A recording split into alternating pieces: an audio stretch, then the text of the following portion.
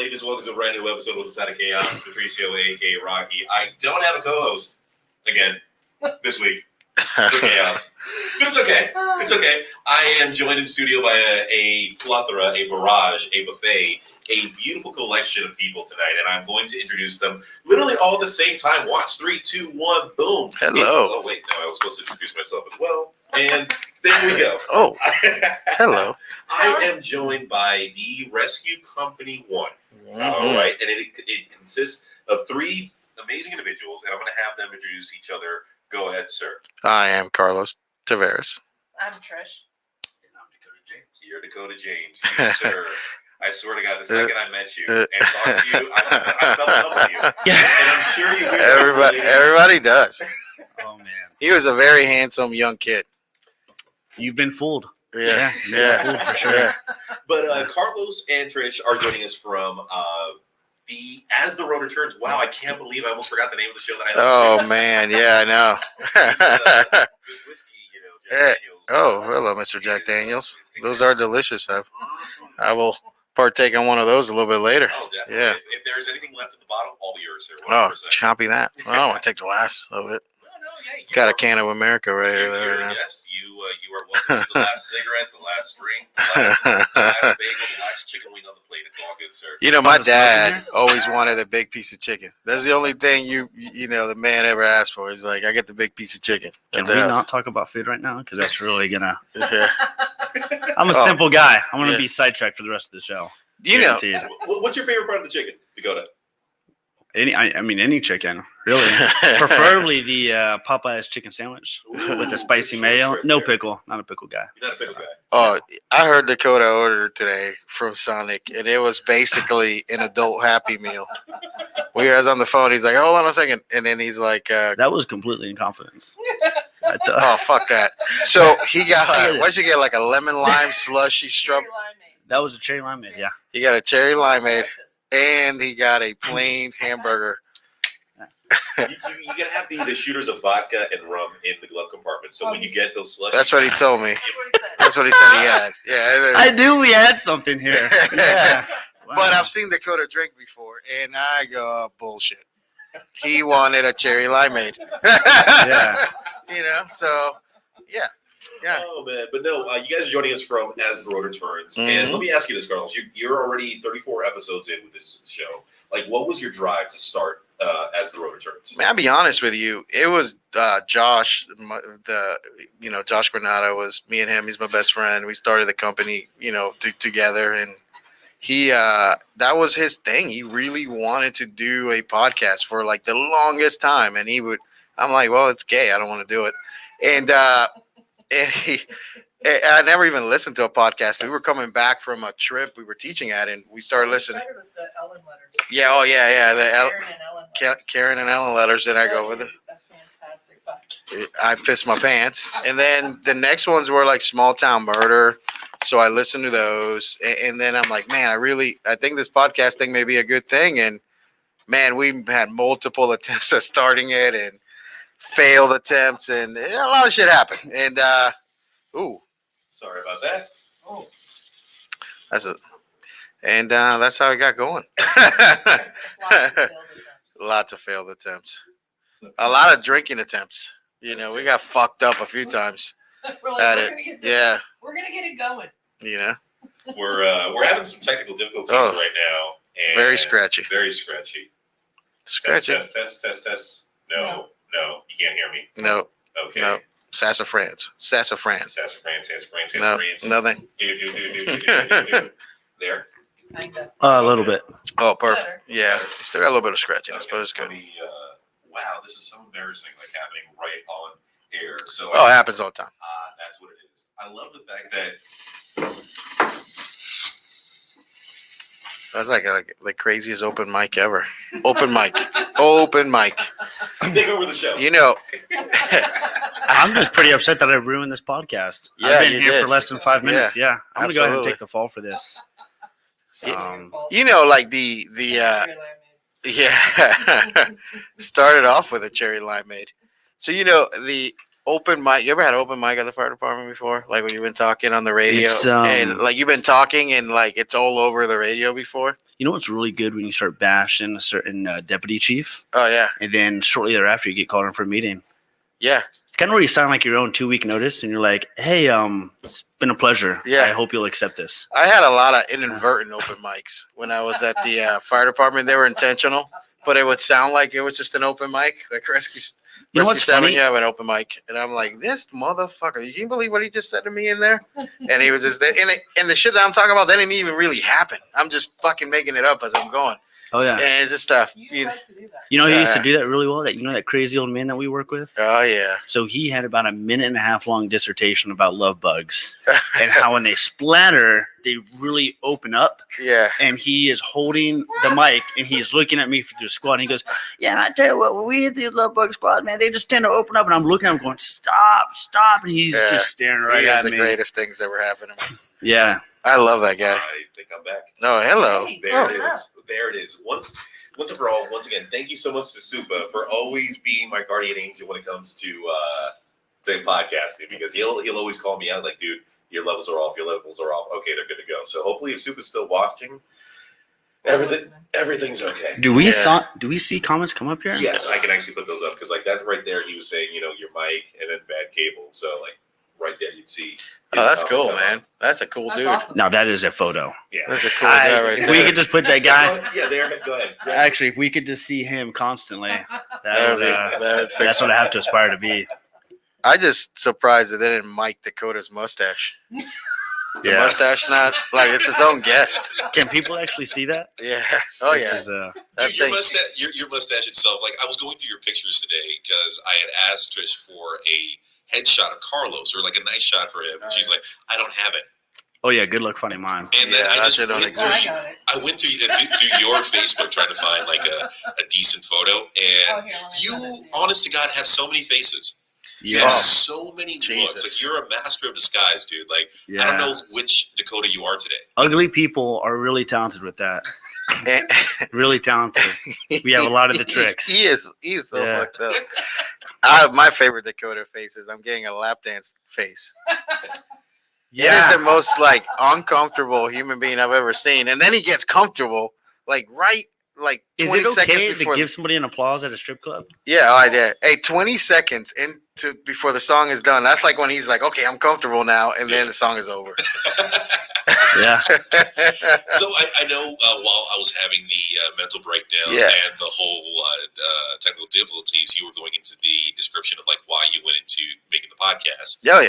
and Yeah. going into that. Like, how was it like you brought your crew together to start as the Rotor Turns? Man, so so again, sorry, babe. Like I'll wait till Sorry, go ahead. when start. Yeah. You got something important going on the phone? No, there? I'm laughing at how. No, I was just saying Fruition. the phone. We got a podcast going. Yeah.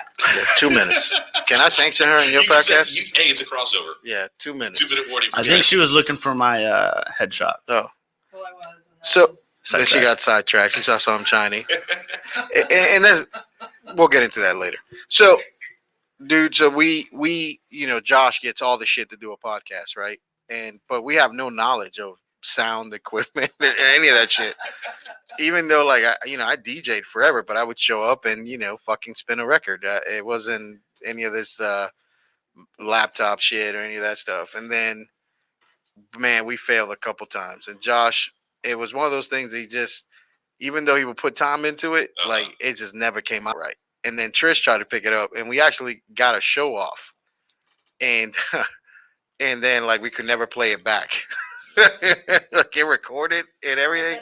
So it recorded, but the sound quality was really bad. Yeah. Like we couldn't use it. So and then the next attempt was we actually were going to take over a podcast. Like Okay. there was a guy that had a podcast. We got into we won't meant to put the man's business out there, but he was going to produce it and we were going to take over it. We And were gonna not necessarily. We were gonna merge. merge it. Yeah. Yeah. And then he had some medical issues happen and, Yeah. and we weren't able to do that. And then all of a sudden, Brian like learned how to do it, like to the point where it got us up to doing the episodes we've done up to this point. So he did a good job at that. And he learned how to use the Adobe to do it and all the shit he did. And I still have to. I've been trying to find someone to give like either $50 or $60 to like sit down with me and teach me Adobe because Oh, dude, I'm the best. every I'm gonna get it, bro. every video tutorial that I've looked up online, they're like, here are the simple steps to do Oh, a yeah, background man. change. Like, and they go Yeah, too man. fucking fast. Like, I can't. I can simplify that for you really well. I For don't know if you're 50 bucks. bullshitting or being for real with me. No, I'm clocked in. I think he's bullshitting. Hey, let me believe tell me. you something. The most confident human being I've ever seen and met in my whole entire life is Dakota. I'm gonna get into some of this shit Yeah. because it is an Make you believe amazing it, dude. skill, man. It is amazing. Yeah, It's so good. The master bullshit right there. Huh? yeah. It's so good. So yeah, so man, we did multiple attempts at it, and like man, and then eventually, it is what it is now. It's supposed to be like this educational, fun type show, and it is sometimes. Sometimes we're mostly just drunk. Yeah, I know. But I think we've gotten a following. It's become kind of like a thing. People listen to it. They actually look forward to it, and It's relatable. it's relatable. Yeah, it's relatable. And what was the craziest thing is that in our genre, we actually ended up like in the top 15 Holy shit. within 20 episodes. Some of these people have been around forever.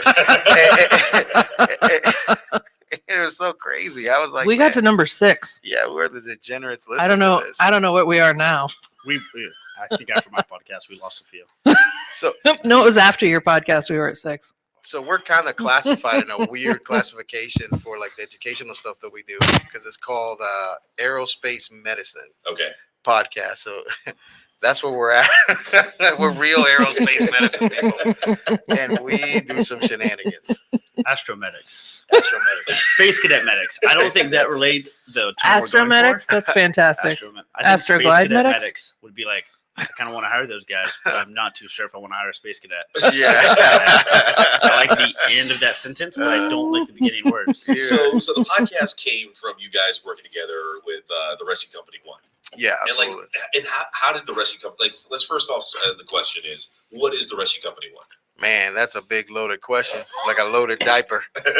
That would, by the way, if I ever had a band, that'd be the best band name ever. I thought you were going to Diaper. get. No way. I didn't see it behind the cup. I'm like, Oh, yeah. okay, cool. She drank that She's already. good. It's She's got gone. a Yeah. barrage of drinks. Yeah. So, the Rescue Company one was Josh Granada. That dude gets mentioned on every show. Yeah. And he is, again, my best friend. And he would actually go with me to go teach places. And I'm teaching for all these people. And he would go, man, we should just start our own company. And I'm like, well, the company would just be me teaching and you hanging out. And, but he is, let me tell you, man, that dude is one of the smartest, quickest to the point, and can do it's just photographic memory. And Yeah. he is just great at it. It's like, fuck, man. If He can pick up anything pretty quickly if he sets his mind to it. So And eventually, cooking. Oh, those guys are so good at cooking. eventually, Cookies? Cooking. yeah, Oh. fuck that. I beat him all the time. The Granada empanadas. Yeah, You should have Carlos's. yeah. See, Empanadas. I'm I'm telling contractually. you, man, we should have an empanada off because, remember, you got a little bit of Ecuadorian over here, so we Listen, should definitely have. Let's do it. I'm I got a degree in culinary arts. I'm Mexican. I've been in so many kitchens. Hey, so me too. Except I'm not Mexican. So You got Angel Rios on the comments saying, well, "Yo, Hi, Angel. He's dead to me. That's cool. I don't even know who that is. So Trisha's already. and they're already asking for you to show your nipples." Yeah, show. There it is. Oh, man. I hate it when people get on here and know me. I Yeah. saw your face that you for a microsecond you actually considered showing your nipple. I did. Yeah. But Do I'm it. gonna- I'm gonna refrain from His doing that. nipples Do are it. definitely not as offensive. They're perfect. Yeah, they're perfect very nipples. Perfect. proportionally sized. Yeah, I am honestly very proud of my nipples. They're- They're a little slightly hairy. Well- They're hard to shave. Show 'em. They're very symmetrical nipples. They are. yeah. Really? Oh, Oh dude. yeah. I mean, Show them. There they go. Yeah, Look at that. Those are that's nice a good. nipples. Yeah. Yeah, That's they're a good. Yeah. they're delicious. I just want to say Yeah. I showed that because I wanted to. Okay. There's no Not because of Angel. influence. Not because of Angel. Yeah. You know who's got offensive nipples? Josh. Does he really? They But I feel like that was for science. no listen. You know what I they mean? That wasn't for. his nipples like we actually have a evaluation. So the first water egress class we teach, somebody wrote down that everything was great except for the guy with the baloney nipples. They're like 2 balonies on his chest. Offensive as fuck. You're gonna hear one more pop one more time. Oh yeah, here we go. It's gonna mess up my bologna sandwiches from now on. Yeah. Oh, you guys a Granada nipple. I'm not gonna lie. There's nothing more childish than seeing a grown man eat a bologna sandwich. I instantly go. Do you live with your parents? Like, did your mom pack that? You're hitting some nerves right now, and I'm about to come. Is that what you eat for lunch every day? Well, no. My mom is my roommate. Yeah, he lives with that's roommate. Yeah, the parent roommates is the greatest thing. I don't know if anybody else has to check their bank account as much as I do, but that's like a AM. That's like a breakfast, lunch, and dinner check. I am so sorry for the That's all right. This is really. You sounded good earlier. What happened? I know. I was trying to go back to the dynamic mic. I don't think it's gonna work out for you today. Oh, we're looking clear there. Just don't touch That it. sounds better. I'm just not gonna. Don't. Oh yeah, he no. touched the big black thing and moved. Touched it. Touched it with his lips. All right. Oh. There. Yep. Yes, no. Yes, no. Yes, no. I have to get new cables now. This is. Huh? There. There. Don't touch. Back up. Not gonna touch it. I Do you brought want some. the microphone for my mustache? The stash mic. Yeah, Stash I use it mic. too. So, bologna sandwich. You ever have a fried bologna sandwich? I love bologna sandwiches because I base my life off of bologna sandwiches. Oh yeah. Yeah. Also, And oh god, that's gonna annoy me. yeah, Fuck it's it. gonna drive you crazy. Go back to the other mic. Yeah. The other mic was okay. What if we could get that photo of that guy back up there again? We just make that happen. Yeah. That'd be great. I think I That'd found be a new awesome. co-host. If we could get that guy in here, I don't think we'd ever have a mic. Yeah, Super Dave from WJR. Yeah, thanks, Super. Super Dave. I was Dude, there it is. Just happened. So many fucking problems today. Hey, you know, it happens every time you're live. I know. yeah. And I honestly got to consider not doing live shows anymore so I can have more control of the product itself. But I like the live feature because. Yeah, you know what? We never did it till you showed up. Yeah. And sorry for fucking everything up. It is funny the amount of people that just interact with you the whole time. Yeah. They're just doing shit. You know, it's like, fuck, man. That's Are we awesome. live right now? We're Yes. live right Yeah. now. This is not what I signed up for. Yeah. Too late. I don't know what to do with my hands Yeah. the whole time. Oh, yes. Oh, That's- good. That sounds good. that's good. Yeah. There. Nope. You're not in. I don't know. No. Oh, yes, no. There. Yeah, there we There go. you are. There. Okay. There. There Is you it- are. Is it too loud? No. Let's go back to the other mic. So, what's the bologna sandwich theory that you live your life So the from? bologna sandwich theory is that a few years ago, a buddy of mine called me up and was like, dude, can you give me a ride to this party? It's gonna be catered, it's gonna be open bar, you're gonna have a blast. They have Yeah. bologna sandwiches. Hey, but let me finish the story. She does this all the 5 minutes. And All the goddamn time. You can't finish shit. we get to this party, and it's honestly one of the wackest parties I've ever been to. They have 2 kegs. They have a tray of the triangle sandwiches, which were bologna sandwiches. And I'm like, No Dude. crust. Were they Uncrustables? no, they had the crust. They Oh. even had the decency to take the crust off. Yeah. But It's It's horrible. like a bunch A of few- heathens. a few weeks later, he calls me up again and says, dude, I got this party. You should come with me. You're going to have a blast. I'm like, dude, Was this after the first party? this is after the first party. What a douchebag. And I'm like, Does they this guy better- have a DUI? I mean, This is. Yeah. Oh, fucking A. and he was like, dude, I promise you, this is catered. This is open bar. It's not like last time. Trust me. I'm like, That sounds like a huge lie. the whole drive to the party, I'm like, Bullshit. dude, they better have a bologna sandwich. Like, I want my fucking bologna sandwich when I get there. Wait, so he promised you bologna sandwich prior? He promised me a catered event. He promised me an open bar. He promised me the works. Yeah. Yeah. But the first time he got me a bologna sandwich. Second time, I'm like, dude, I better get a bologna sandwich at least. Yeah. The bare minimum that I want from this party is a bologna sandwich. Yeah. We get there, dude. It is fully catered. They have a carving station. They have an open bar. Bullshit. It is fucking magnificent. And Walking honest out. to God, like I had You missed your bologna sandwich. a better time because I expected a bologna sandwich. Now, I'm not saying that I lower my standards of expectation in life, but like, you can't fuck up a bologna sandwich because a bologna sandwich is already fucked up. Yeah. Now, let me ask you this, because this is going to change my opinion of you drastically. Okay. When you order a bologna sandwich, do you get... Where do you order that? You order a bologna sandwich? Exactly. God damn Do it. you Y'all get- took it out of my mouth. I said Do you the get same a thing. side of chebangs? Shebang chips. You know what a This shebang is just... chip is? No, hold on. Don't tell them. Do you get chebang chips with the side of bologna sandwich? No, you put the chips in the sandwich But are they chebang? Are they Doritos. shebangs, yeah. if they have them available or not. Okay. So you've been in prison. You've been to jail. You've been in prison for if sure. if you know shebang chips, you know you've been to jail. And do Or they put you've bologna listened to this on a biscuit? podcast.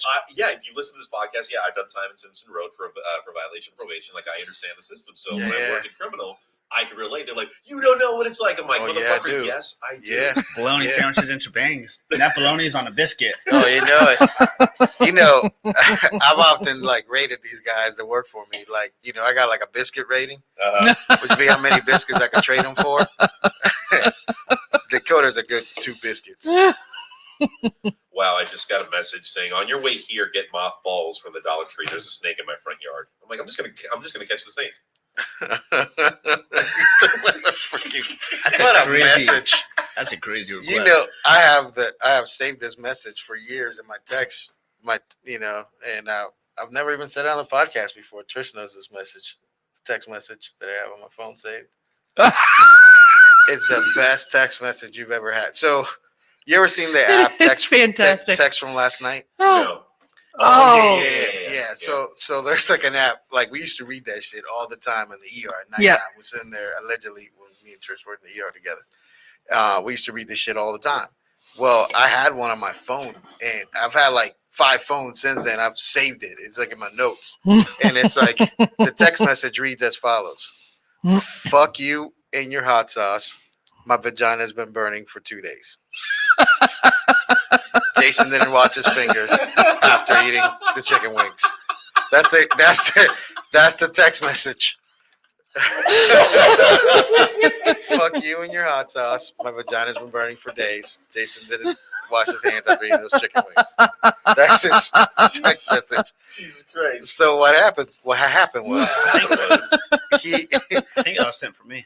yeah, we have a party at my house. And my partner at the time is a big guy named Manny Centron. This dude does 2 cool things that party. Number thing, he brings in this this hot sauce that he knows I'm gonna eat and be miserable the whole night because I'm no bitch. So I'm just gonna eat the hot sauce. So he finds that, fuck it. If No I one's put a gun to your head to eat the sauce. fuck that, I'm gonna eat it because I'm no bitch. So, Man, I sweat with ketchup. oh, dude, It is awful. I was miserable this whole night. The other thing Manny does the whole night is that he is in charge of like pictures of Christmas party for the fire department. But he came in with a full beard. Every picture he has gone in and shaved. So by the end of the picture, like the end of the party, he's completely shaved. It looks like he was at 3 different parties with the same sweater. I will say this: I kind of pull the same thing when I have parties at my house. I will like every 30 minutes change shirts just to fuck with people. People are like, "Were you wearing that?" I'm like, "Dude, what the hell? We're gonna cut you off." Yeah, take that away from me. So. But go ahead. Sorry. So but then at the end of the night, there's these 4 chicken wings left, and this guy Jason, his wife passed out unconscious. We work with, and he goes, "Hey man, is that sauce hot?" And I go, "That's all right." He hits it, but he's no bitch either. So he eats the shit out of it. He goes, "Man, that's miserable." But he don't wash his hands. He picks up his half unconscious wife, and puts her in the car. And he must have fingered the shit out of her on the way home. That sounds intentional. She You always wash your hands after Whoa. wings. She says she woke up and she thought her vagina got pepper sprayed. It was great. Like it was in a riot. And the police broke it up. Yeah. You just compare. So what does the rescue company do? Just a quick disclosure: none of this reflects the educational standpoint from the rescue company one. Yeah, negative. This is just the individual thoughts of Carlos, Dakota, and Trish. And I know we forgot to Not- say that. not the opinion of the most handsome doctor that I talked to today. So this is I'll play the quick Robbie Human Resources. Yeah. I got you, Robbie, if you're listening. Yeah. So actually, I'll divert that question over to Dakota because, yeah, go ahead, Robbie. No, I just had to throw that out there real quick. Yeah, Robbie. I mean, if you I've ask, taken a different role yeah, lately, so If my you- professionalism is. if you ask what we do is we actually take really complex subjects and things that people would look at as difficult, but that are essential and life saving, and we make it really simple to remember. We bring it to people's hands. We don't just talk about it; we actually do it. And we're a muscle memory company, so we teach muscle memory in critical care medicine, flight medicine, survival, search and rescue, and we took something that didn't exist and created a need that had a need, and we met that need. So we take these things that seem difficult and out of reach for most paramedic nurses, doctors, firefighters, cops, and we make it within reach. We make it affordable, and we bring the training to you. And that's kind of like the elevator pitch of what we do. That's pretty badass. Yeah. And so basically, like, you deal with individuals who are wanting to accelerate or progress from what they already, like, the foundation. Yeah, we're a first responders. Yeah, we're a finishing school for people already Advanced trained. practice Yeah. training. So just to follow on that real quick, my little take on it. So you always, and this is just something to compliment Carlos as we get genuine here, but you have some of the world's smartest instructors, but the way they relate medicine to you and relay the message of education is completely off. So when you go to take these classes, I don't want to know how smart you are. I want to take the knowledge that you have and I want you to dumb it down to me so I can compound on that and learn myself. And you go to take all these classes, and it's like these guys just tell you what they have. Oh man, I know what the oxygen disassociative, 2,3 DPG, all of this stuff. And you're like, that's fantastic, but how can I relate that to me? And they go, oh, you'll just figure it out someday. So it's almost like this 40-hour lecture listening to a guy tell you how Kind great of he sounds is. like working in law. And you leave there less educated than you were when you showed up because now you're dangerously smart because you just know these big words. And I'll take it to this standpoint. The first day of class, when I went there to take Carlos's class a couple years ago, I didn't know how to spell the word dantrolene. He mentioned this word, and it's now it's an antidote for something that we call malignant hyperthermia, which is common a lot of time in children. And so I didn't know how to spell that word. And eventually, after his education, his months of consistent training with me, and he kind of took me under his wing, I was able to get my FPC. And just as a standpoint, I think back in 2019, there's less than 7,000 FPCs worldwide as you can hold that certification as a paramedic. Mhm. And we're one of those people that hold that certification. Holy shit, worldwide. Worldwide. Yeah. So That's less more- than 7,000 people. And that was based off in 2019. So it gets more popular. I'm sure that number has gone up. But you can just see the standpoint because I don't know how many paramedics there are in the world, but I assume it's a lot more than 7,000. Oh, yeah. Yeah. Probably in Or Florida. maybe in the millions. So Yeah. just for that standpoint, Carlos takes everything he's gained over the years. And if he can take a guy that can't spell to get him to the level of obtaining that certification, and I'm not any smarter, I just passed a test. But it just shows what the rescue company one is about and how they start here and they build you up to this knowledge. And for a guy that holds as much knowledge as Carlos to be able to break it down to this and not forget where he came from, I mean, that's pretty honorable. And how did you get involved with the rescue company one? I wanted a 40-hour DOT class. So it's called an aircrew medical course, and it kind of preps you for the flight world. So you don't need to be an FPC, and that's that flight paramedic certification in order to fly. But as the world of medicine progresses, it's starting to be one of those things that they want to see you have or obtain within a couple of years. So I just want to get a jump start, not a jump. Well, I wanted a jumpsuit too, but I wanted to get a jump start into this world. And then I put in, I talked to him a few times, and I got these phone calls. It's like, hey, do you have a second to talk? And back then I didn't know what that meant. Now, a few years later, I'm well aware of, hey, do you got a second? We need to talk. And it usually means get in, loser. Like we're doing butt stuff. Like we're going on an adventure. You're doing butt stuff? Yeah, pretty much. It was a long trip to Pensacola. I'm sure it was. So as time progressed, I think Carlos and I just built a relationship from there. I think he just felt bad for me because I kept paying to go back to class because I didn't learn anything. So eventually it was kind of like that kid that shows up that's friends with your child and he comes from a terrible, broken home. And so you kind of want to mentor him because you maybe want to take the credit. I was that kid growing up. Yeah. Oh, yeah. Yeah. We had in the first 4 minutes walking from the parking lot to here. Like I told you, I opened up to you. I know. I asked 2 questions and I was Oh, yeah. like, ooh. He's like a priest. It's weird. It's like anytime I've been to a strip club, it's usually I have these heart-to-hearts with the stripper. They're Oh, like, hey, do you want my to go Is that for a what you dance? call And it? They go back in there and they're like, so I hate my dad. And I'm like, oh, God. Like, and it's not like I hate my dad. Let's have a crazy time. It's like I hate my dad. Do you mind if I just sit here and like? Oh yeah, Cry? I'm like, oh, worst, dude, like, this worst is- lap dance he ever had. If it's he comes out pissed off, and he goes, "This chick just fucking talked to me about her broken home that she came from the whole time." Yeah, I haven't seen her dad at a gas station. I'm like, and I'm too nice of a guy to say like, because I'm not gonna say like, hey, can you just? So I just sat there and I said, oh, you know, and then man, she turns to him. She goes, "That'll be $40." Words, it's out of yeah, but that's just uncomfortable. Like, there's so many mixed signals man. within that short time period, and I'm not the guy to like say like, hey, stop talking to start dancing. Yeah. I just don't have it in me. So I just sat there and just kind of validated her emotions, and I just said, you know, What was your advice to her? Oh, dude, I have no idea. I think it's- Yeah, who knows what he said? you know when you get a phone call, and you don't really care to hear what the conversation is, so you find 3 words that you want to be. You're like, oh man, Yeah, that's crazy, I tell you that's that the bitch is love. crazy. Mhm. and you repeat those. Yeah. And then after the conversation, you kind of black out, and you're like, oh, where was I? Oh yeah, I went monk. Yeah. That's kind of that's kind of yeah. Uh-huh. Mhm. That Oh, what? No, I'm guilty of using that with my mom every now and then. It's yeah. like, it's honest to God, like it's the same conversation. She'll call me like 3 or 4 times a day. Like, we talked about this at 9:30 this morning. Anything else going on? Okay, I love you too. Bye. And then like 2 Yeah. hours later, oh my God, I know. Yeah. Thanks, mom. What's that comedian? He's like, his mom always says, and one more thing.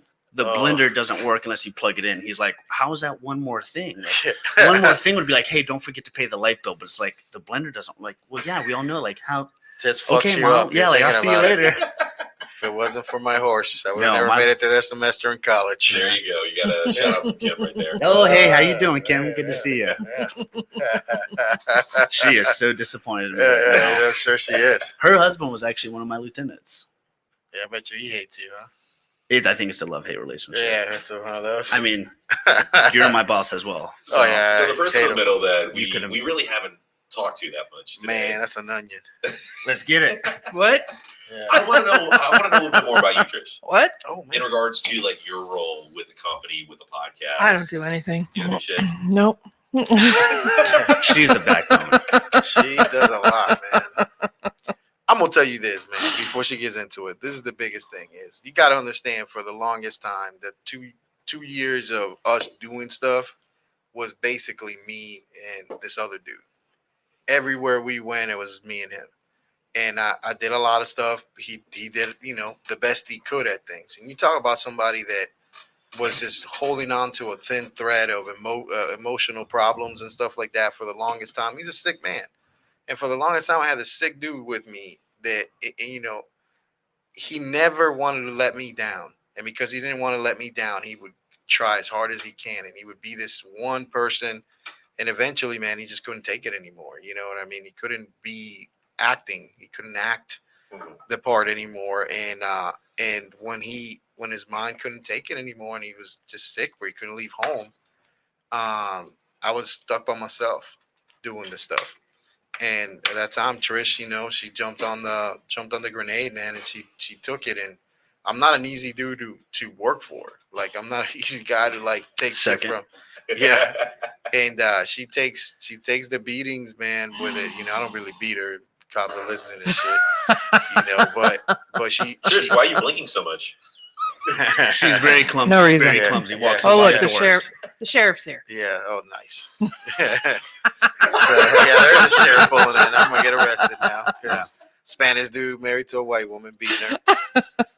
Why is the sheriff here? Who knows? It ain't like I married her for credit either. You know exactly why the sheriff is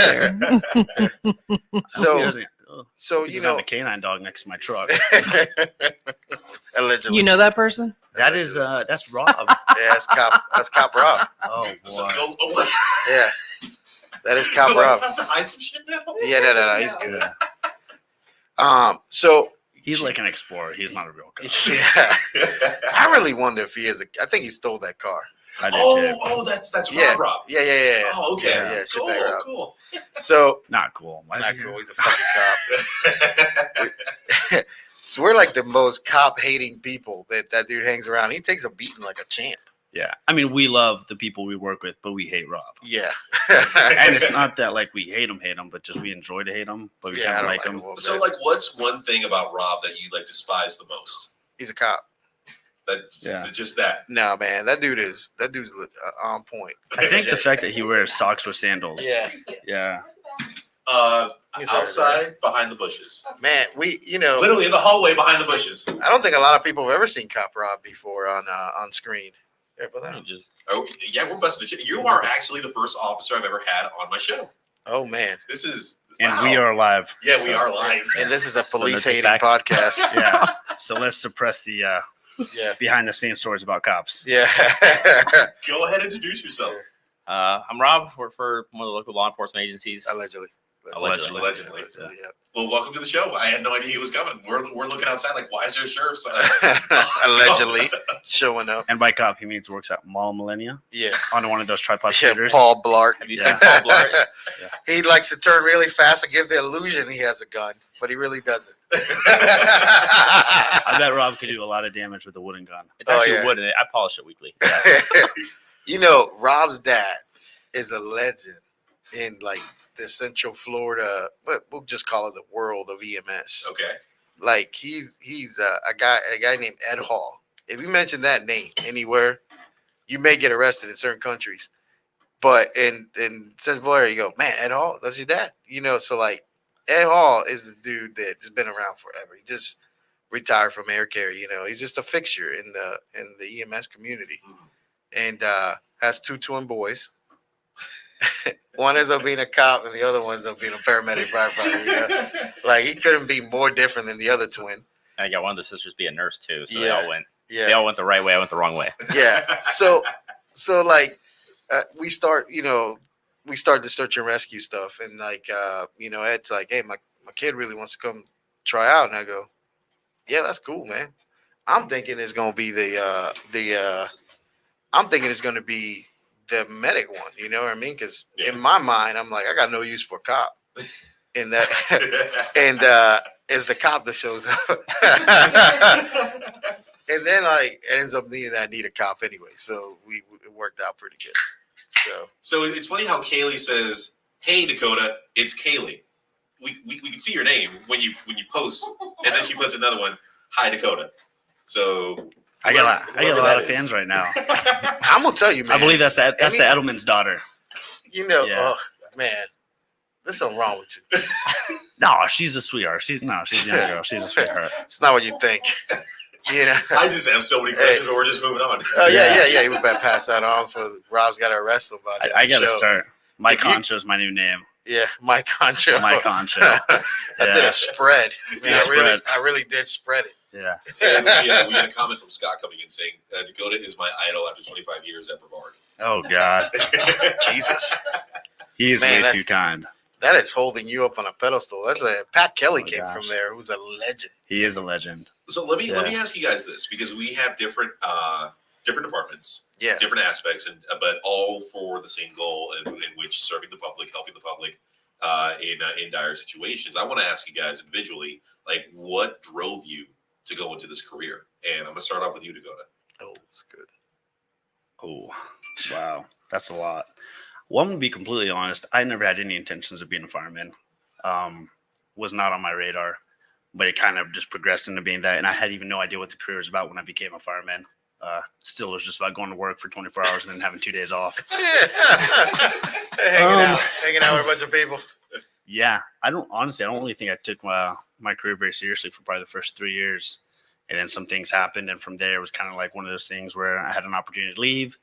It was one of those cry to quit situations. And I realized that I was good at what I was doing and I enjoyed what I was doing. And I brought a sense of, I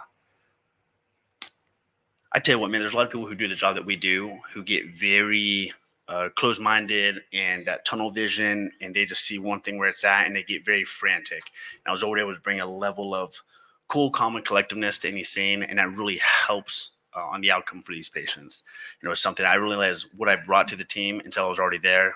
And after a few incidences where that really kind of brought light to it, then I realized how important it was to be in that field. What was the trigger that wanted you to advance your basic knowledge and the basic, Arrogance. I mean, in all of our careers, there's a level of arrogance that we all carry. We want to be the best there is. It's a very alpha dominant profession. We're pretty hard with being humble in what we do, just because if you don't have that sense of arrogance or competence and you don't hold yourself to that higher level, it's really hard to make a decision that's going to affect a patient. Because a lot of times, everything that we do can negatively or positively impact that patient, and we have a seconds to make that decision. Absolutely.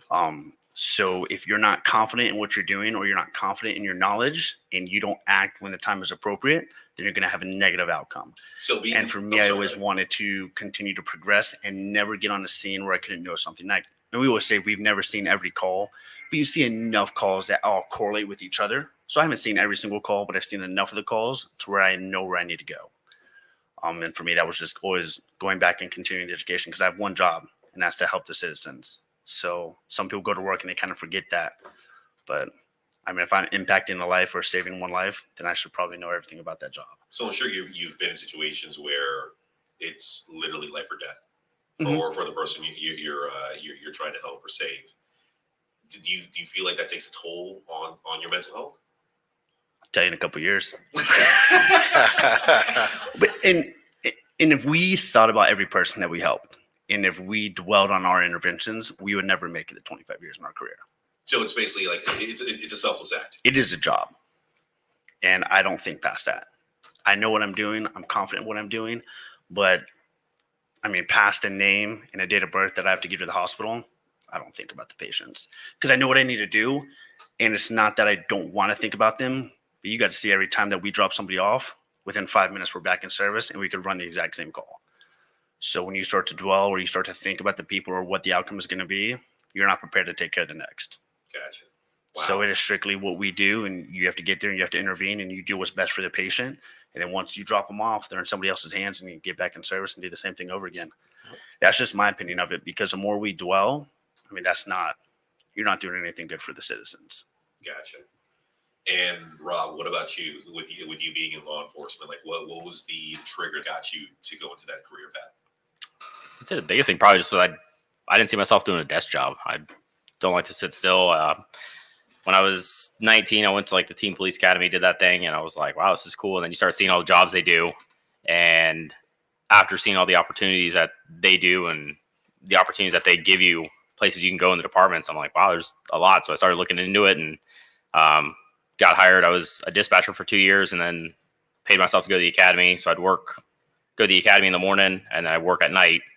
And then I did that for the 8 months of the academy, and then I came out, started working for the law enforcement. That was it. And how long you've been in law enforcement? 15 years. Holy shit! Thank you for your service. I know over the past few years, specifically, let's just say like the past 5 years, officers in the public eye have gotten a horrible rep with things that happen in the media around the country, around the world. How do you see past that and continue to do what you do? So I mean, it's like Dakota said, it's a job. You'll have your fair share of people that don't like you, but for every one person that doesn't like you, there's still 5 other people that still appreciate what you do, still thank you for your job, little stuff like that. So that's how you just keep going. If you sit there and dwell on the negative, you're just gonna sit there and eat yourself up. But I mean, every day, even when I first started, it wasn't as bad back in the day. And then when I started, you'd have your people here and there, but I mean, it's more prominent now, people that don't like us, and they make sure to tell us. It'll be just going in the grocery store with my daughter or whatever after I pick her up from daycare, and there's still someone who will say something, and my daughter will look at him like, well, what? And she knows. She's like, Dad, why not people not like cops? We've had that conversation with her every once in a while, and she understands now. She's like, oh well. So it's. And this is why, like, off duty, and you're still in uniform? Yeah, I'm still in uniform. Like we have our patrol cars. We take our cars home. So there's times I get off at 5 o'clock, and then my wife works nights. So I'll get off. I'll grab her from daycare. I'll come home, and I'll just pick her up in the car instead of going home, changing all that. Just it's easier. I just grab my car seat, it's in the back of my car. I'll throw her in and take her. So she's been a prisoner a couple times. I was thinking in the back of my head, like, she's in the back of the cruise. Yeah, that's pretty funny. I do pat her down, make sure she doesn't have a dirty diaper, and then I put her in the back. Can't have that. But You're talking about me right now? Yeah. Because I'm not wearing a diaper. Loaded diaper. But going back to you, Dakota, we actually had a question come up on the comments. Do you take psych evaluations ever so often? Yeah, no. Plead the fifth. No, the help is there if we need it. But to be honest, no, we do not. Gotcha. It is not something that's mandated. It's something for the future. But like I said before, we're all pretty alpha dominant where we never have a problem. I think the place that these two guys are in a different place than me because I don't fucking I can say whatever the fuck I want now. They send me a check every month. The help is there, but it isn't the right help. Most of the stuff isn't accessible, man. What we do, we'll fucking take a regular person and give you this emotional baggage and crutch that will fuck you up the rest of your life. So the help to help you deal with things isn't there. It still isn't. You can't, like, mental health isn't a help for that physical condition that your mind puts you into for just regular people, not just firefighters and cops, and isn't there. You cannot get that. This is why people commit suicide. People kill themselves. And if anybody's listened to any of our episodes, you'll see that one of those, this is one of those things that's close to the heart for us because, my best friend is a cripple mentally. And, me, I struggle through that every day. Every day is a thing for me to get up and make sure that today is the day. I live through the day, and I do this every day. And it's like I have to physically make my mind want to continue to do the things that it needs to do. And that's after years of just, all kinds of shit, and that's just the job. But the shit that I had to deal with before I came up to the job, and leading into the job, like, what was it that got you into that field of work? Well, just stay right there. To stay on that point real quick. Yeah. I don't mean to interrupt, but when you talk about something, you talk about receiving the help.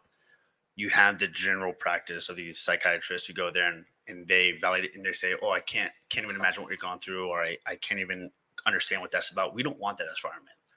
I don't want you to say that you can't understand, or I don't want you to say, "Wow, that's so courageous on what you do." That's why we don't talk to psychiatrists. That's why we talk to each other, because I don't need you to validate my emotions. I'm coming to you for help. I know what I see is tough, especially for the average citizen. But the way that I've always understood and the way that I've continued to grow from it is I'm good at what I do. And I don't want to see tragedy, but tragedy is inevitable. Children die, grandparents die, people get into car wrecks. But I'm so confident in my job and my abilities that if that's going to happen, or it's going to be a call where there's a child involved, I want to be there. So it's this double-edged sword because I know I'm good at my job. And if anybody's going to have a fighting chance at life, it's going to be because they're with me. So at a certain point, it's out of your hands. Death is inevitable. But I know for me that if there's going to be that type of call, I've seen it before and I want to be there to handle it. Yeah, as long as you try, man, you try to do the best you can. That's what you got to lean back on, and stuff. But for me, what got me in the job, man, I come from a family, my old man did the job. So I won't, that was part of it, but honestly, man, I never thought I would end up in the fire department. I never thought I would end up in a helicopter. To be honest with you, I wanted to be a nurse. Like, I wanted to marry a doctor. That's what I wanted a nurse for. Yeah, I know. So I went to school down the street from here. Actually, is like first time I ever went to school. I was homeschooled till I went to high school. When I got to high school, I was already had all the credits I needed to graduate, and I was 14. Back then in the state of Florida, you couldn't graduate till you're 16. So I spent 2 years of high school basically hanging out to the point where they dual enrolled me, and I would go to culinary school in the afternoon. So I would go, high school. I'm sure I don't want to mention, but it starts with Lake and ends with Highland. And as long as I showed up in the morning, lifted weights, showed up to football practice and stuff, people didn't care. And then I go to the Cotton Blue Institute, which is no longer here in Orlando, but and that's why I went, man. I was dual enrolled, graduated, with a degree in culinary arts, and so you were expecting to go into the culinary field. No, or you were going to follow into. Man. There was back then there was no where to go with it. So they tried a couple things. ROTC, they sent me to a school that had ROTC in it, which I had fun with that. And then there was a chick in the class, so I just fucking wanted to go, hang out with that chick in the culinary school. So I went there and ended up being good at it. So I had the ability to go like do internship, and I did it. I got a scholarship to play football, and I went. I got a academic ROTC football scholarship, so I went there, and man, I hated it. I went to an all black school, which we'll leave it at that. And it wasn't me, man. I hated that. And when you're underage and you can't drink and you do, it's weird being in that situation. So they let me come back home and do take classes here locally. So I took, I was already in EMT, so I went to medic school during the day. And I go to fire school at night, and I got lucky.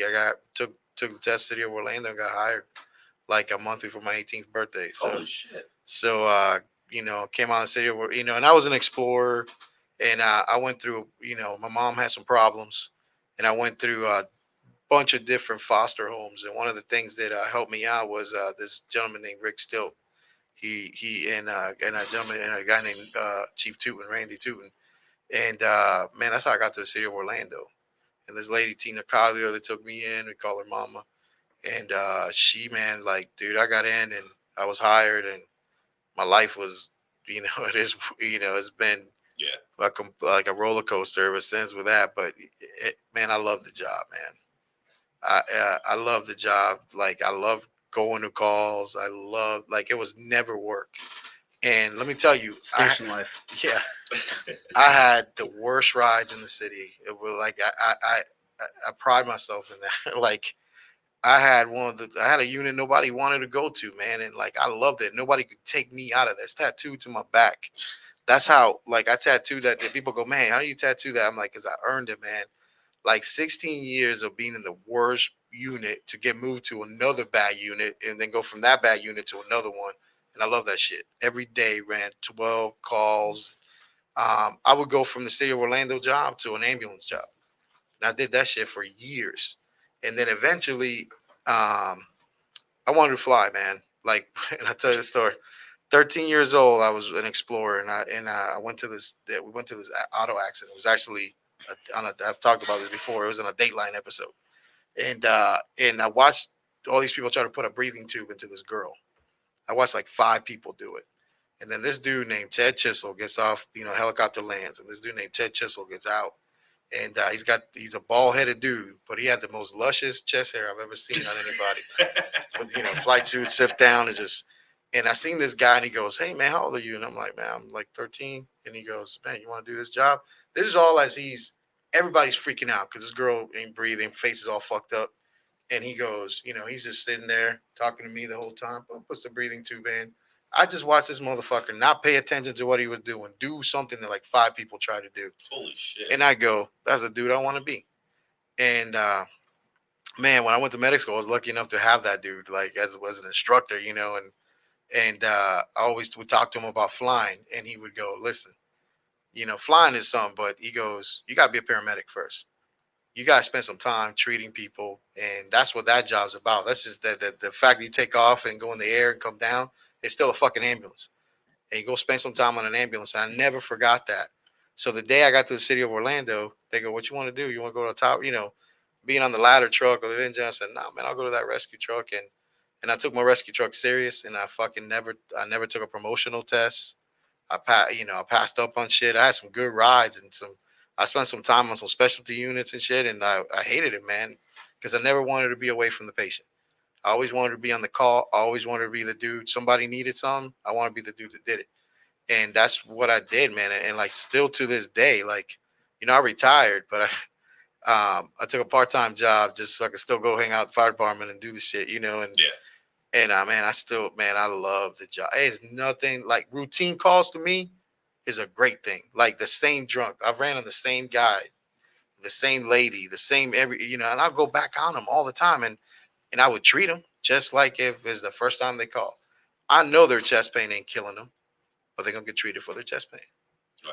And I love the job, man. And like, that's what the job to me is about. It was just about, just interacting with people all day long. You received a little bit of recognition. I just realized what I had to do with the audio. So like now it's coming out a lot clearer. Yeah.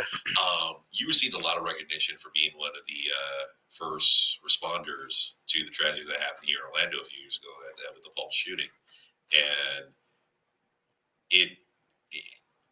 from that tragedy, we saw a lot of good come out from the coming together of the community and the working together from all the departments of fire and rescue, paramedics, everybody.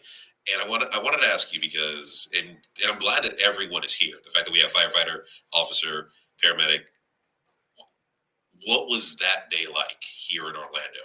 Because we see a lot of stuff on the news. We hear reports, we see all this stuff, but like we really don't get to hear from like the people that were there, the people that actually responded to that situation because it was a horrible incident. Yeah. And being part of the training that I was with you last week, you opened up a little bit on that one. Yeah, this is a thing, Patricia, and I'm not saying this because Rob's here, and we fuck with Rob about being a cop all the time and shit. But this is the reality is that when people were riding not too long ago, there's bad apples in every job, right? Every job you go to, there's bad lawyers, there's bad everything. You know what I mean? And then you let a couple shithead cops label a whole community of people and jobs. And this is what I saw that night. I'm going to tell you what I saw that night. I got there early enough to watch a set of police officers put a dude into a bathroom, and that dude stopped killing people at that time. That's what I saw. I didn't see guys hiding behind a car. I saw a guy throw a bicycle and grab his gun and start shooting. I saw a guy come out of his truck and start shooting into a building. That's the shit that I saw that day. And like, they weren't hiding. They weren't like taking. I've never seen anything like that in my whole entire life. And that's what I saw. And then like to turn to what happened the last few years where you watch people riding and shit, like that's what my mind goes back to is that when the shit was really bad, I saw real fucking heroes.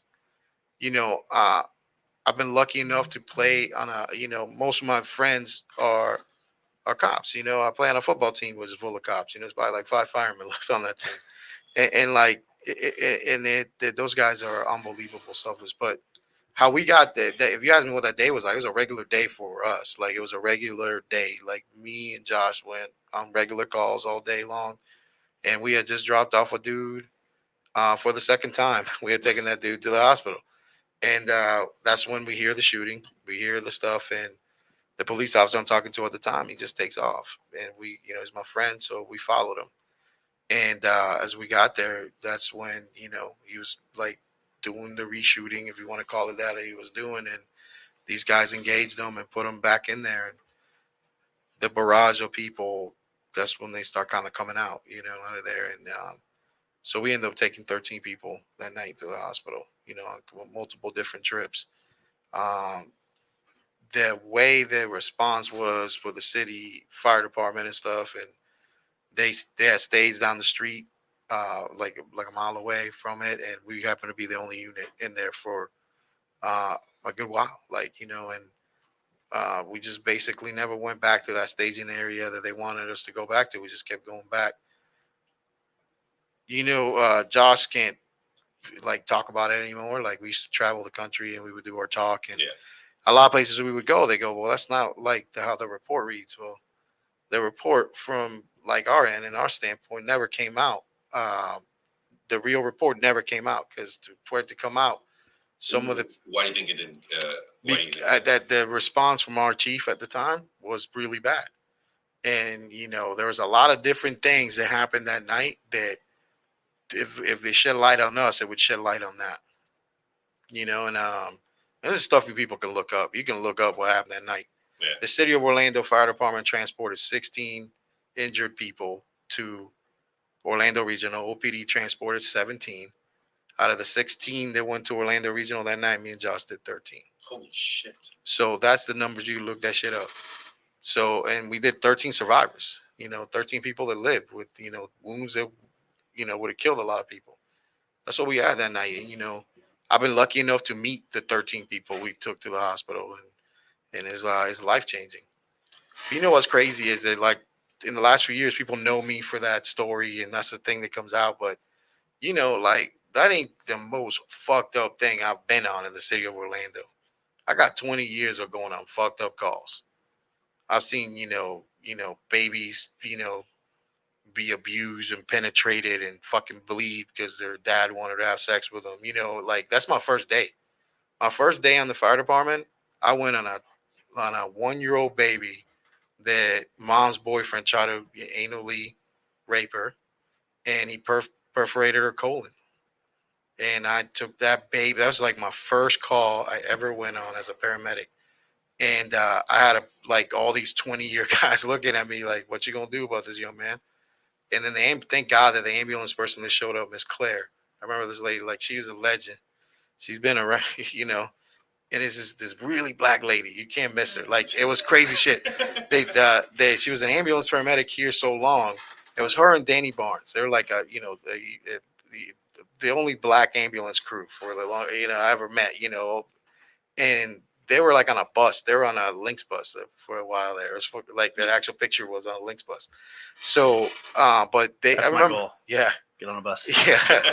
So I remember them showing up, and I go, "Miss Claire, I don't know what to do with this baby," and she goes, "Okay, all right, baby, just okay, and she just walked me through it. You know what I mean? And that's my first day. My Jesus first Christ. day on the job, man. Like that's it's insane. Like if you were to like probably try it, like fuck, man, I could fill a book with garbage. you know, like just fucked up things have happened. And I'm sure, Rob, with you being on the force, you've handled some calls that I don't even know how to phrase this. Like, I'm sure you've seen some crazy shit in your 15 years. Yeah. Probably the worst one was the guy actually.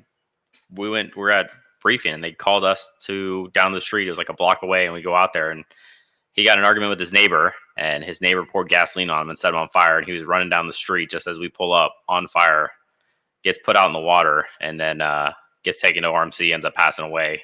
Holy shit. But yeah, then the guy was like, "Yeah, I set him on fire." Just talks about the whole thing, and we're just like, "Hold that thought. Texas will be here in a second." That's like one of those. I don't want to hear anything. But yeah, I mean, it's one of those things. I mean, like Carlos said, he's done 20 years there, and then everything else with air care. It goes you have your days of nothingness, and then you have your days of just everything hits the fan, and it just goes south from there. So, what is it that like keeps you going back the next day? For me, it's probably just like Dakota said, just being able to go there and help and do the best that I can. I've been on a couple special units and stuff with the department I'm with. Got a bunch of extra training we were teaching SAVE training for a while, which was the swift active victim extrication with the fire department and stuff. So we've done that kind of stuff. So it's being able to say, hey, and being able to know that I want to be the best person that shows up. If I have another person like Carlos that shows up, that's the best that he can, that's his top of his day, and he wants to be the best he can. I have a bunch of alpha personalities, type A personalities showing up. That's going to be the best outcome for that certain situation. If I have a bunch of people saying, hey, I want to do it, versus a bunch of people like, I'm not sure. If I have a bunch of people that are wishy-washy about it, that's not the people I want going in the building with me.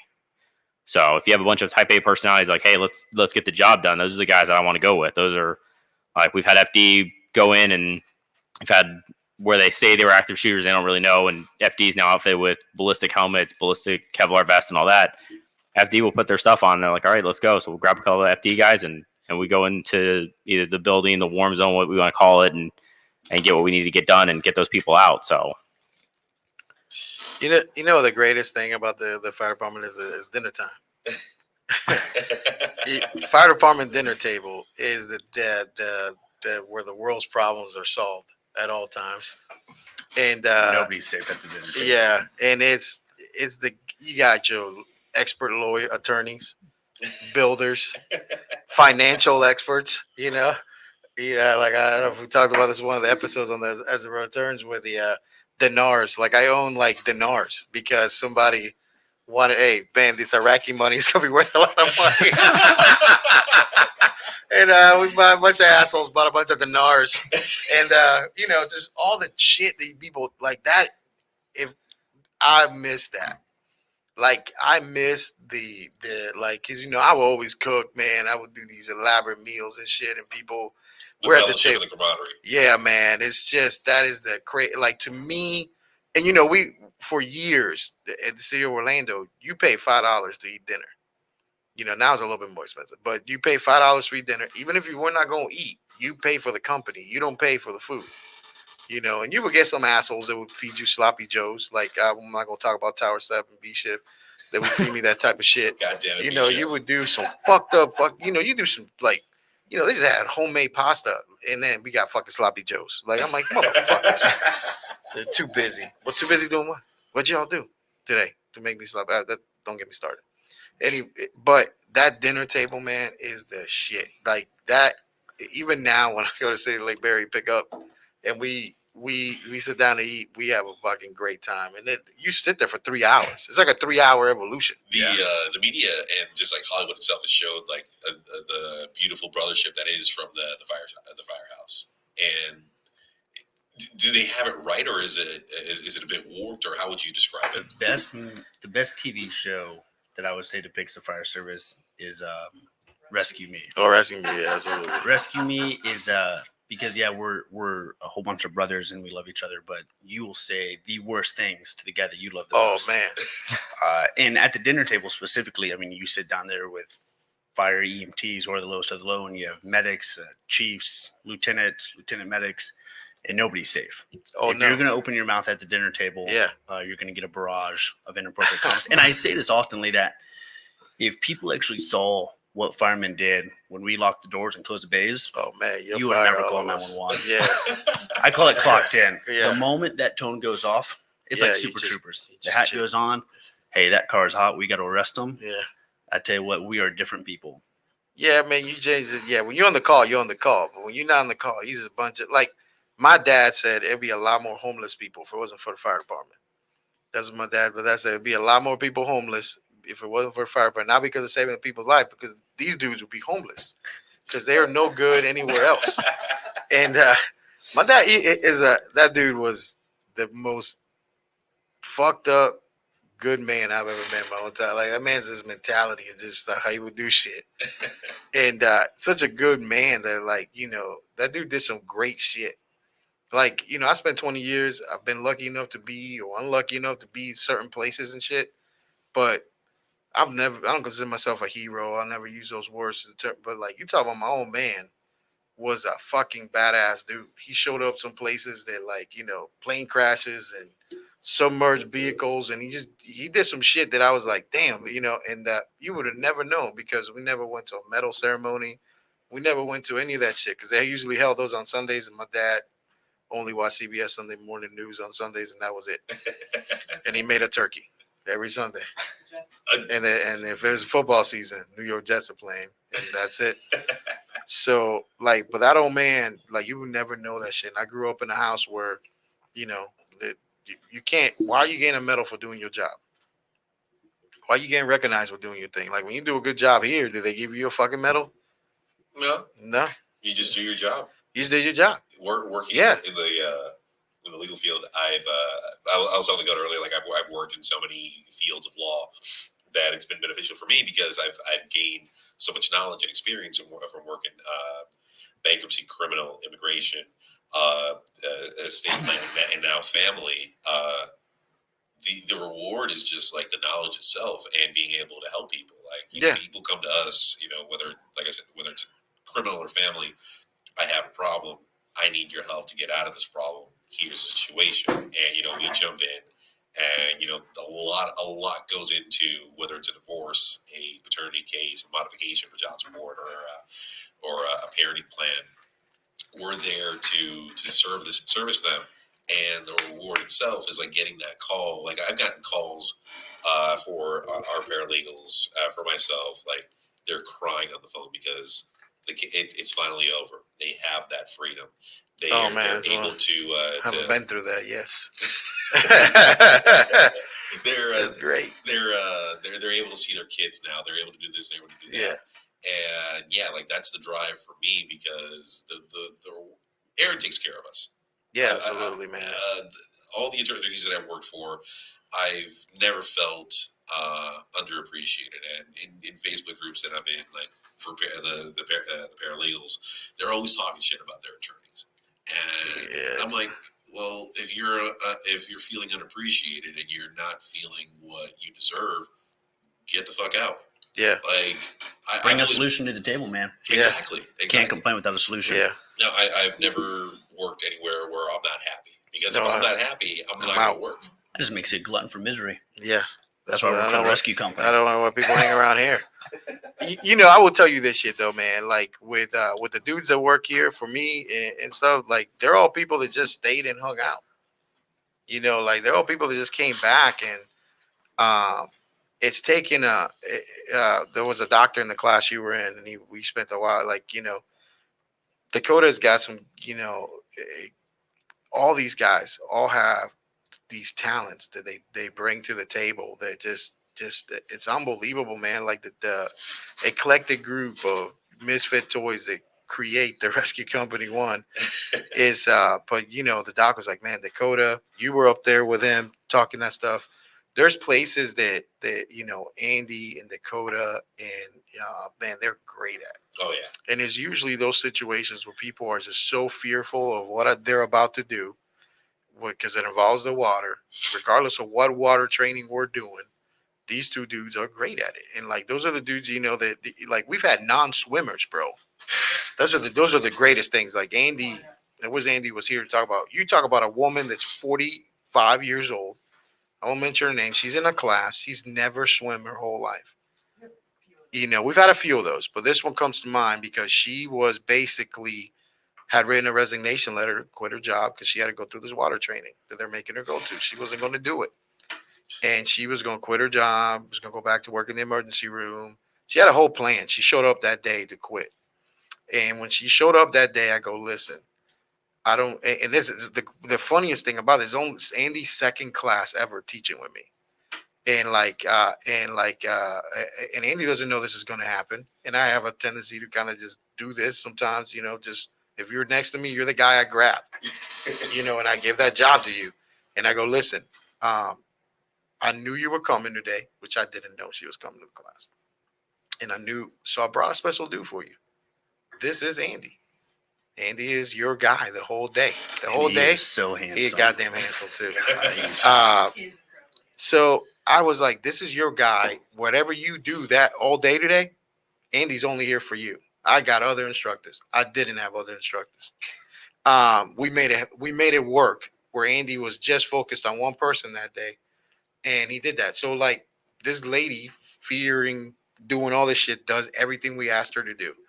And then she goes, the next thing she does is the greatest thing because I get a email from her and I still have it. And she goes, I've actually signed up for swimming lessons. I got my kids in swimming lessons. And she's like, you know, it was life-changing for her. You took something that fucking that she feared. Like she was going to quit her fucking dream job because she didn't want to do this one thing.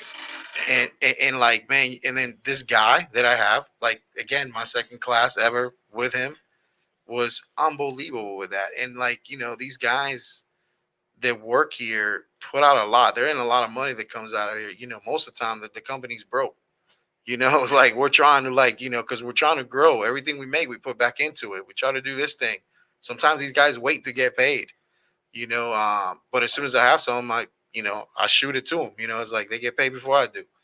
And I always tell them that.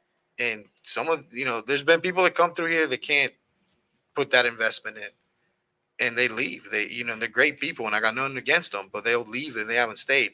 This group of guys that we have now, they are here for the long haul. They're here for fucking for the pain. It's like, it's crazy as shit because sometimes, like, you know, Dakota came in to teach. You know, his dad was sick in the hospital. I didn't know that. So when he's there teaching the other day, his dad is sick in the hospital. In the hospital, sick as shit. And I'm sorry to interrupt, Carlos. Yeah. Being up on that dive board was my very first time ever on a dive board. And Couldn't even tell. Yeah. My asshole was so tight. It was so clenched that day. I'm so jealous of you. His ass is not tight at all. Yeah, I really I've been in there. Yeah. I really miss those days. I've been privileged enough to have some really good instructors, teachers, guides in my life to, you know, teach me skills and help me progress in life. I'll give you a quick story. My buddy Don Price. I'd never ever shot a gun before in my life. I've been shot at, but never shot a gun. And we're out on his ranch out in Winter Garden, and he was like, So we were doing a show, and he mentions a gun, and I'm like, "Oh, dude, I've never fired a gun." He's like, "Stop the show right now. You're gonna fire a gun right now." And the way he instructed me on holding the gun, looking down the barrels, lining the sights together, it was perfect. And first shot, I hit my target right on point. And like we had it on video. It was hilarious because I'm giddy like a little schoolgirl. I'm like, "Oh my god, I shot it! This is amazing!" And it takes a good teacher to get a good product out. And that day, what I witnessed with all the recruits, inductees or whatever the title they have, you broke it down to a point where the first jump, I was scared shitless. And the way you instructed me, the way you talked me down, the second I took that leap, I was like, "Oh, this is it," and boom, it was over. Yeah. And then I came back up, and you gave me one last pep talk, and without hesitation, boom, I just jumped out because you had instructed me so well, and your brother was there. I saw your brother go through, some instances, and Dakota was there to calm him down. And boom, after a while, he caught his routine. He was doing it, and like, dude, yeah, you have an amazing skill when it comes to like teaching the dives. I don't know what else you teach in regards to your trainings and stuff. I teach a lot of stuff. Yeah, Teach paramedic school, EMT school, different continuing education classes. So my big thing is, it's all about instilling confidence in you. And I don't care how you go off the platform the first time. You just need to go off because we don't want to fall naturally. There's nothing fun about falling. I hate it. Makes two of us. Yeah, but for me, it's just I see the confidence in you that you don't see yourself. It has to be fun. So I kind of black out whenever I do teach. And I'm like, whoa. Yeah, Old school. But I love it. And I think growing up, I had a few teachers who were that way. But like I said, it's never about what I know. It's not about what I've done. It's about getting you to my point because I want to share my knowledge with everybody. I want everyone to be better than me. And I think Carlos has that same mindset. And that's kind of what he instilled in me is I'm not going to withhold information from you to make sure you don't excel better than me. I'm going to give you everything I've learned and everything I've done because I want to see you better than me. I want to teach somebody to where in a year they turn back and come to me and they say, hey, this is what I learned. Maybe it could help you with your deployment. And so making those around me better than I am, I mean, that's just, I think if we all had that mindset in the world today, but everyone gets this knowledge, everyone gets this one up on you, and they go, I'm always going to hold this above your head because I don't ever want to be outdone by you. But it just drives me more. So I think from like my teaching standpoint is I'm going to give you everything I have and more. That's beautiful. And then just, I want to have fun. I want to get you off the board. I want you to come back. I want you to be excited to go back off the board to where I'm going, hey, hold up, don't go. And then we have the whole walk, jog, run mentality. But I mean, everyone that day, I even told him, I think on the drive back was, dude, half these guys were deploying better than Yeah, when we did it the first time, and man, it's such a great thing. Like, so people now ask me, is this company me? It's not me. Is the group that we have now, and as long as you're willing to be selfless and not be about you and be about the collective whole. If you're thinking about the next guy, you're thinking about the person in front of you, then that's what we're about. So right now, like, You enjoy that bit, Dakota? Huh? You enjoy that bit? God, that was awful. Did you I'm hear so that? sorry. Jesus Christ, man. WJRR is getting ready to come on here and kick me off. This is a check that they do. They take a good moment, just fuck it up. They do that all the time. It's like, I am full of disappointments. yeah. There's a pocket of disappointment, and I just keep handing those out. But yeah, man, it has been an unbelievable last couple of years as we've grown. And the addition of you was great. It's been great. That's been awesome. And Miss Jody, which I've never really met in person, but Trish talks to her all the time. She's awesome. Like she's a talker. She's an interesting human being, dude. Uh-huh. She's a professional football player. Yeah. Ain't that some shit? That is some shit. I do gotta say though, from that day, watching you come through the class with your background and not having any sort of familiarity coming into the program, I was super impressed. Thank you. And your willingness to do everything. Like you never sat out from something. You never said, oh, I don't want to do this. I don't feel comfortable with this. You were right there with everyone else. And so from your background and you're not really involved in that world of medicine or rescue, you were like, I'm here. I'm not going to step out. Like, I'm going to stand in line with everybody. I'm going to do what everyone else is doing. And you got that full exposure. And from us, I mean, we picked, like, that's something that we all respect Yeah, highly. absolutely. Because it was not easy at all. It No. it was grueling, and there were times where I'm like, I kind of want to pull the podcast card out real quick because my legs are killing me, but at the same time, I kept looking at you, and I saw the determination in your eyes. Man, yeah, a shoe full of blood, man. I had a shoe full of blood that night. You know, Nike too, like, she was a fantastic. Yo, she did for awesome, real. man. Yeah. She was out of this She world. wasn't quit. Yeah. I gotta look. I can't wait to be looking through all the footage Yeah, he's because I have a montage that has been playing in my head from all the footage I recorded that day that I want to put together in a nice 80s montage for you guys. Oh There's man, nothing I love more than Yeah. a 5-inch inseam, some Yeah. high Oh, a shorts. 5 what? 5-inch inseam, dude. You know, Oh, above the knees. yeah. And when I go shopping, I'm looking for the 5-inch inseam. That's what I want. You know what's I like the hilarious? thigh highs. You know what's hilarious is somebody said the other day, he goes, man, the small shorts and the helmet, you trying to fuck with people? I said, not really. That shit makes them bright, so when it gets dark, you can see them.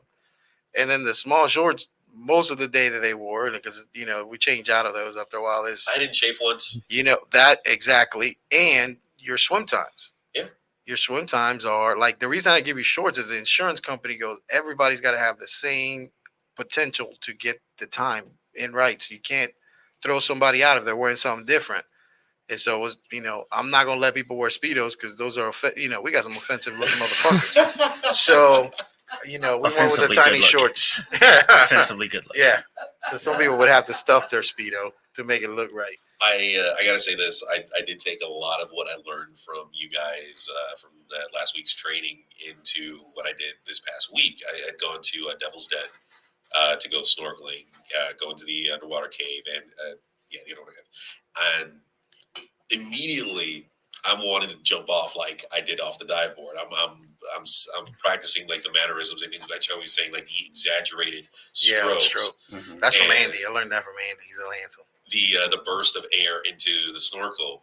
Yeah. Like I had my girlfriend looking at me and she's like, "What are you doing?" I'm like, "Don't worry about it.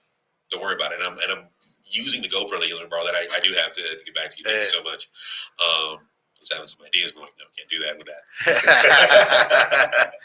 And no, it like you guys instilled so much into me that day where like I didn't if I would have taken that trip last year, I wouldn't have had the confidence of what I did that day if it wasn't for you guys. And I had appreciate so that, man. much more fun because of the skills that I learned from you guys and going into into that cave. And there were people like, "Oh no, that area is not lit. I don't want to go in there." I'm like, Fuck "Fuck it, that shit. I'm going in. Yeah. I'm paying a certain amount of money to be here. I'm going to experience Yeah. as much as I fucking can." You know, it's Yeah. crazy. A lot of that stuff I learned was from Sauber. So it's kind of like my Yeah. job now to continue to pass that on to theirs. Yeah. You That know, was, and you know, we don't mention Mike enough, and that was one of the things I just said something to somebody yesterday. I said we don't mention Mike Sauber enough. You know, it's been a good year for Mike. We were undefeated season for the Orlando Guardians championships this year, I'm not and big into sports, but you know, I think and, undefeated is good, right? yes, yeah, Okay. we got all our baskets in. Gotcha. Yeah, and you know, Mike. It's funny because Mike touched you in a lot of different ways, like he did touch you in a lot of Oh different ways. shit! Bobby Oh, Taylor yeah. just Yeah. walked into the chat. Oh shit! That's the man What's who up, got banned. Sandusky? Huh? Remember the guy who got banned on Facebook a few weeks ago? Oh yeah, hey, what's up, my man? The man asked for some dick pics and he got thrown out of Facebook. I don't see what's wrong with that. Ain't nothing wrong with dick pic unless it's unsolicited. Well, all my dick pics are usually unsolicited. They just show up. Bobby's happy. He's like, I see white people. But you know, Sauber was a big dude, man, and like if you want to know who that dude is, you got about 3 hours of that on the second episode we ever did as the Rotor. Yeah, no.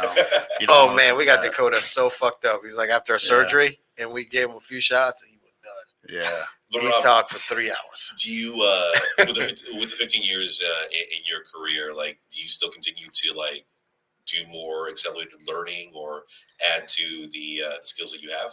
Yeah, there's always classes we're going to. I mean, there's a list of stuff I've gone to, stuff I want to go to, stuff I haven't gone to.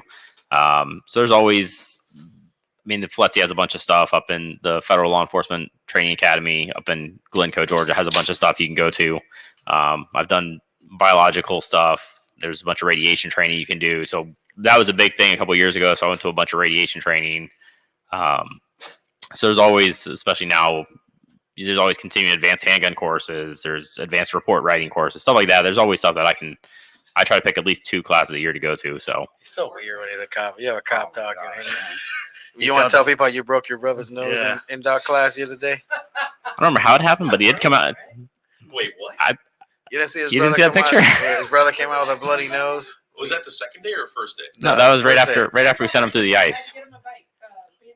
Oh, I might have like pushed him down and held him under the water. I'm just kidding. I don't know. Everyone else came out perfectly fine. He goes through the second time, his nose all busted up. Yeah, oh shit! No, I didn't see that. yeah. He is a Yeah, I cop. can't believe I See, missed see, that. now I'm gonna find the picture. I was gonna call your dad and tell him you broke your brother's nose. I don't think. Well, actually, I was gonna say I don't think he broke anything, but he did break his foot. Yeah, dude, I hadn't done an ice bath since late high school, early college when I used to box, and holy shit, Rudolph right there. Yeah, God damn, Black Rob. yeah. It's so funny, man. No, it's Red Rob. Red Oh, Rob.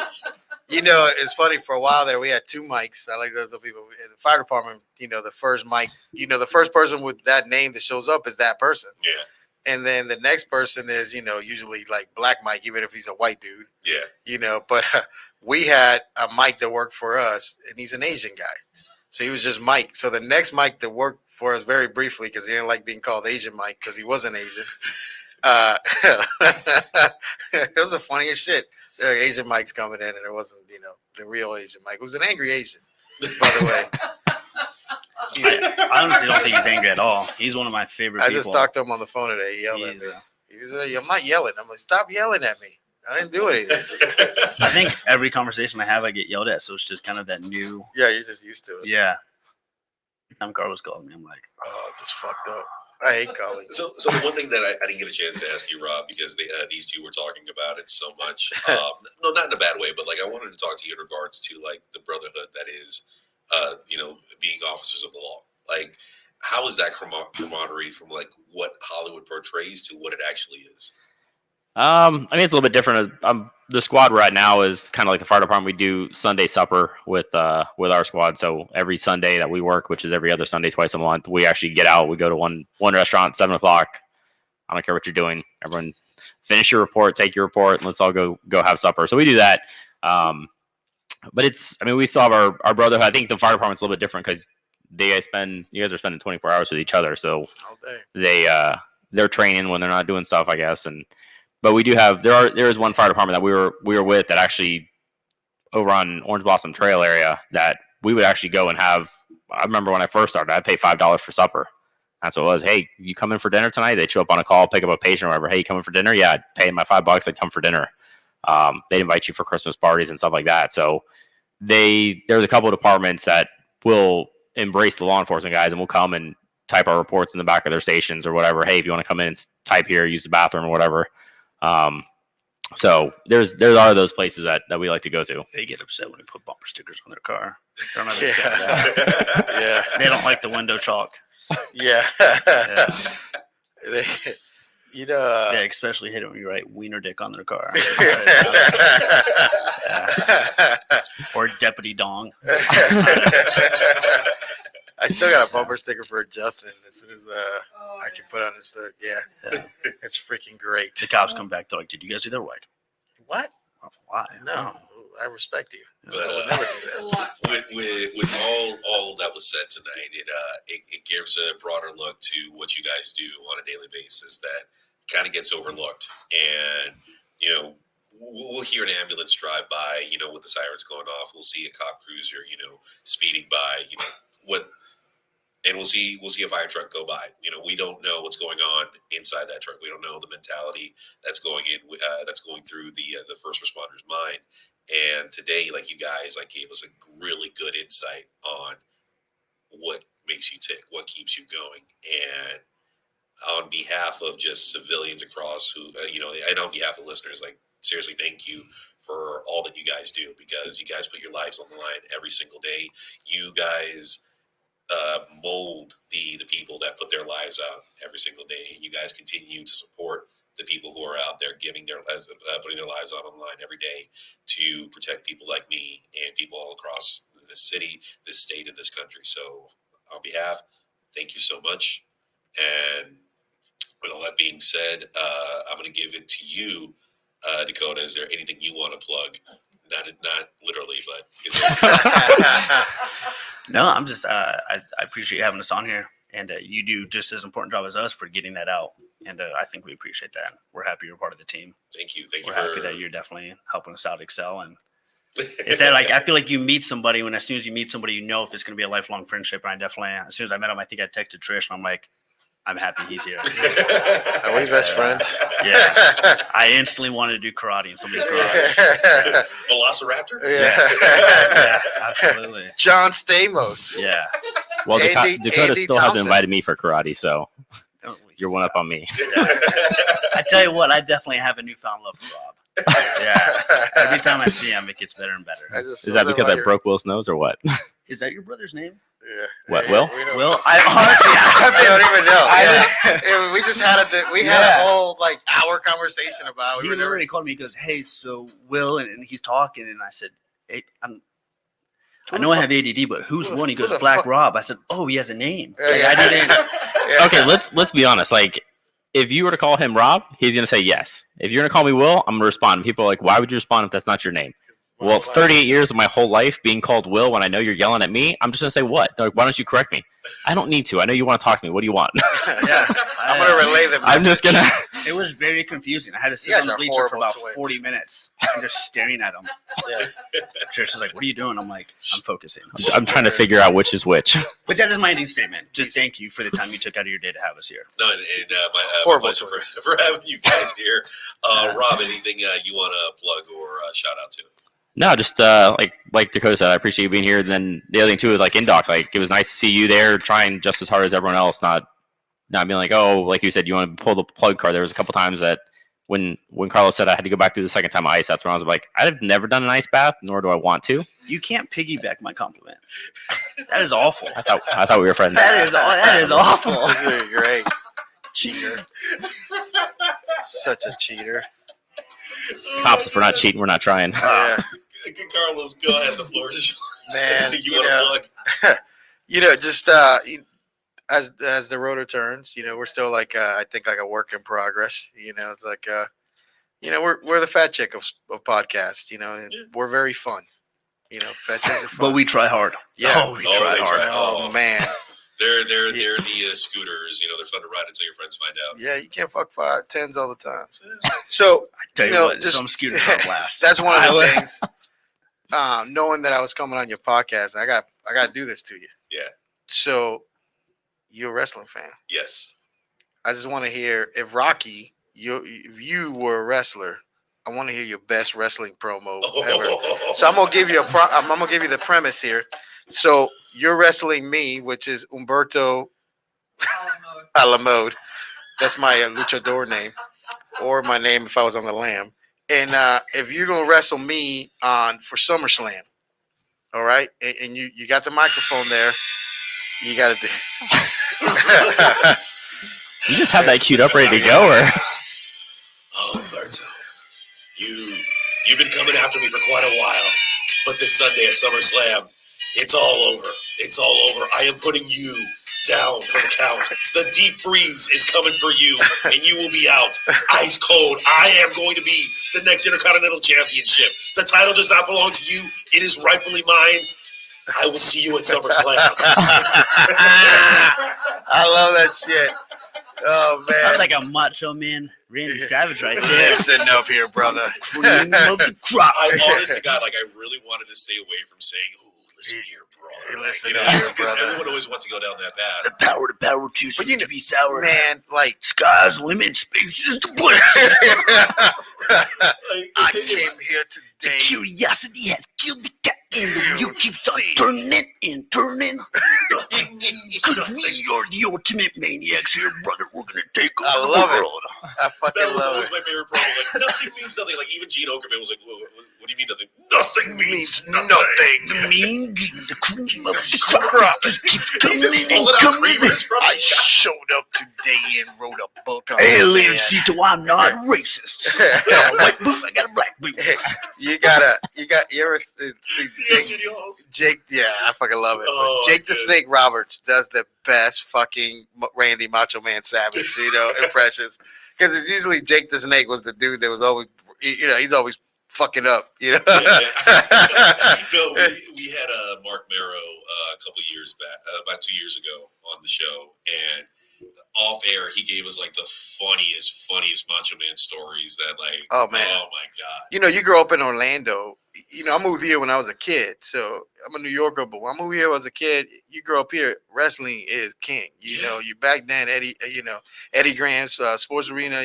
That's the shit. Like wrestling in the South is what WWE is today. Oh no, 100%. And it's like people don't know that shit. So you grow up watching this shit here. It's fucking great. See, coming from Chicago down here, like it was late '90s going into early 2000.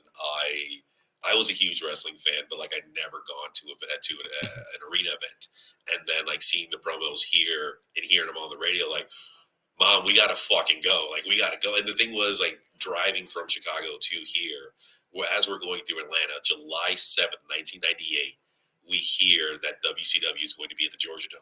Oh shit! And I am screaming at my mom and dad. I'm like, Stop! I want to go. I want to go. I will continue to be screaming the entire state of Georgia until we go. And surprisingly enough, my stepdad was like, fuck it, let's go. Let's go. So we went to Georgia, and we went to Atlanta, and it was at the Georgia Dome. Surprisingly, tickets had not been sold out yet. We had gotten nosebleeds. And, and let me tell you who fought that night. There came a challenge from Scott Hall to Goldberg. Fucking A.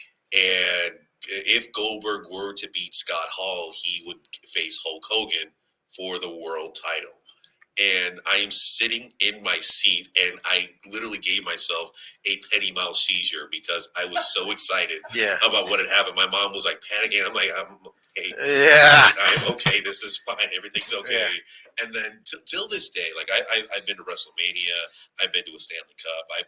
I've been to so many amazing sporting events, but never till this day will I've never seen the match of electricity and intensity from fans the night that Goldberg pinned Hulk Hogan for the world title in Atlanta, July 7th, 1998. Because in front of God knows how many people, I've never felt that electricity anywhere. Oh man, that's the shit, baby. Yeah. I know you're trying to end this though, but Goldberg's an asshole in my book. Oh yeah, he's and every wrestler in the world hates. Yeah, but he's my favorite asshole. Yeah, he's a dick, man. But he's my favorite. Okay, I could do a whole episode on this shit. But if you need a class, you want to learn some new stuff. You're paramedic, firefighter out there, nurse, doctor. You're just a regular dude, or you're a fucking cop. Just you could always come hang out. Do you really dislike Goldberg more than Arn Anderson? Because I can't stand Arn Anderson. Yeah, man, I hate Goldberg. You know why I hate Goldberg? Oh yeah, Goldberg's an asshole. Man, don't get me started on the man. Can we do a live podcast at Monster Jam when it comes back in February? I know. Because if you want to see a child get excited, there's nothing I love more than when the stadium lights drop down and there's nothing but a whole bunch of motors setting up, and I lose. I think Sunday. Yeah, that's when I should wear a diaper. I tell you what, if there's any time, last time I went to a Monster Jam, I ended up getting my face painted by a random guy, and I took my shirt off and lost it. So if we're going to a Monster Jam, we're gonna be right. And then the year before that, I ended up getting box tickets. I have never. And so if we get box tickets, we're bringing this. In the past 6 years, I've never paid for a Monster Jam because I've always gotten hooked up through the radio station or through a friend, or someone calls me up and is like, "Hey, Patricio, I got a spare ticket. Let's go to Monster Jam." I'm like, okay, let's go. The moment the tickets go on sale, I'm usually the first guy. They're like, Dakota? I said, yeah. Dude, I'm there with you. I will pay for my ticket. This for the first time ever. I'll pay for your ticket. This is a date. But here's the thing: like you said about the stadium being built, I actually worked for the company that helped when they did the remodeling from the Citrus Bowl to Camping World. Really? We were the construction company that laid out the sewer pipes. Oh wow! For that place. I was gonna say the plumbing.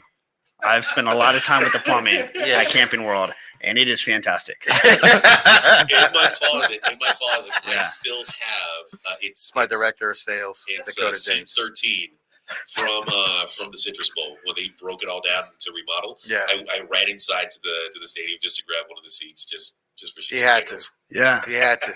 no pun intended. Oh But man, as always, if you're not laughing, you're not wrong button. If you're not laughing, you're not living. Live every day to the fullest, but always do it with a side of chaos. And holy shit, I forgot to say it again. Listen, if you haven't voted, this is literally like, what's today's date? It is The the 22nd. 22nd, 30 days after July 31st. Yeah, I'm sorry. I'm trying to remember how many days are left. So a little bit over a week. August 1st is the last day to vote. All right. We Make sure are you going vote. against some heavy hitters. We got against Tom and Dan. We got against the Legal Morris of Action, Funny to Informing, Hun Dude. So many amazing podcasts out there. And it's an honor to be nominated with such great talent. But you know what? Third time's the charms. This is the year. I want it really bad. And I know with your guys' support, just go out to OrlandoWeekly.com, click on the Orlando Weekly Best of 2021. We are under local color for Best Local Podcast with a side of chaos. It takes a few seconds. Just click it, vote, and share. You know, it will help out a lot because once we have that title, believe me, there's going to be so much crazier stuff. free coming. corn dogs, free corn dogs, We will have a corn dog and festival. a giant trophy. It's 12 foot high. More We want to make a bowl. If we're number one, I'm bringing my nipples out. If we get number one, we'll do a shirtless podcast. There you go, shirtless podcast. Oh, and yeah. we win Orlando Weekly. Shirts Best and of. blouses. But as always, if you're not laughing, you're not living. Live every day to the fullest, but always do it with a side of chaos. We'll see you guys next week.